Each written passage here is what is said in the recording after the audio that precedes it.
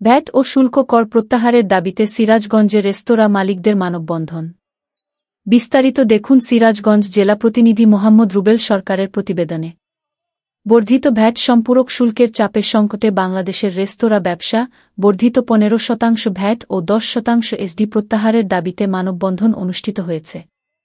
বৃহস্পতিবার সকাল 11টায় নাজমুল চত্বর প্রেসক্লাব সংলগ্নে বাংলাদেশ রেস্তোরাঁ মালিক সমিতি সিরাজগঞ্জ জেলা শাখা সভাপতি মোহাম্মদ নজরুল ইসলাম এর সভাপতিত্বে অন্যান্যদের মধ্যে উপস্থিত থেকে বক্তব্য রাখেন বাংলাদেশ রেস্তোরাঁ মালিক সমিতি সিরাজগঞ্জ জেলা শাখা সাধারণ সম্পাদক মোহাম্মদ সাইফুল ইসলাম, যুগ্ম সাধারণ সম্পাদক রতন গুপ্ত, মোহাম্মদ ফেরদৌস আলম, মোহাম্মদ আব্দুর রহমান বাবু, সহসভাপতি মোহাম্মদ আব্দুল হান্নান, মোহাম্মদ মসিউর রহমান দীপ, মোহাম্মদ বকুল খান, সাংগঠনিক সম্পাদক নাজমুল হোসাইন সবুজ, প্রচার সম্পাদক মহাদেব সাহা। মানববন্ধন শেষে জেলা প্রশাসকের কার্যালয়ে গিয়ে জেলা প্রশাসক এর হাতে স্মারকলিপি প্রদান করা হয়।